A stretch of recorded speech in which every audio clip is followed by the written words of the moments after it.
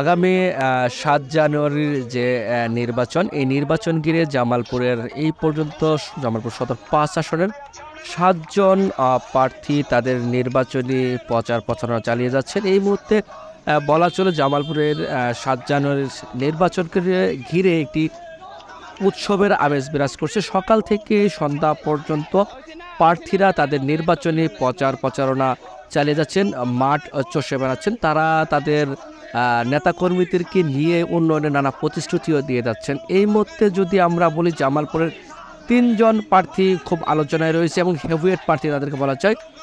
প্রধানমন্ত্রীর কার্যালয়ের সাবেক মুখ্য সচিব আবুল কালাম আজাদ এই মুহূর্তে হঠাৎ রাজনীতিতে নাম লেখানো একটি আলোচিত মুখ। তিনিও কিন্তু মাঠ চষে বেড়াচ্ছেন, সদরের বিভিন্ন মাঠ লেভেলে যাচ্ছে। অন্যদিকে আমরা দেখেছি এফবিসিসিআর পরিচালক এবং জেলা আওয়ামী লীগের সদস্য রেজাউল করিম রেজু, তিনিও কিন্তু ছেড়ে কথা বলছে না, ইগল প্রতীক নিয়ে কিন্তু মাঠ চষে বেড়াচ্ছেন। অন্যদিকে আমরা জাতীয় পার্টিকেও দেখেছি মাঠে রয়েছে। সব মিলিয়ে বলা চলে জামালপুর সদরের যে ৭ তারিখের নির্বাচন, এই নির্বাচন ঘিরে কিন্তু আবুল কালাম আজাদ নৌকা সমর্থিত এমনকি স্বতন্ত্র প্রার্থী আওয়ামী লীগের বিদ্রোহী প্রার্থী রেজাউল করিম রেজদির মধ্যে কিন্তু তুমুল একটি প্রতিদ্বন্দ্বিতা হবে। এই মুহূর্তে কিন্তু আমরা যদি বলা চলে তাহলে সব মিলিয়েই আবুল কালাম আজাদের চেয়ে কিন্তু অনেকটা এগিয়ে রয়েছেন রেজাউল করিম রেজদি। সর্বত্র তিনি কিন্তু তার জয়গান শোনা যাচ্ছে। অন্যদিকে কিন্তু জেলা আওয়ামী লীগের কিন্তু যারা নেতাকর্মী তারা কিন্তু স্বতঃস্ফূর্তভাবে মাঠে নেমেছেন। এমনকি প্রধানমন্ত্রীর প্রার্থীকে ভিড় ঘুরিয়ে আনার জন্য সর্বোচ্চ কিন্তু তারা প্রচারণা চালাচ্ছে।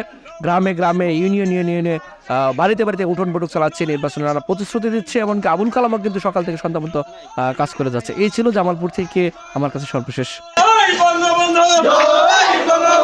কালাম হে সালাম দেন।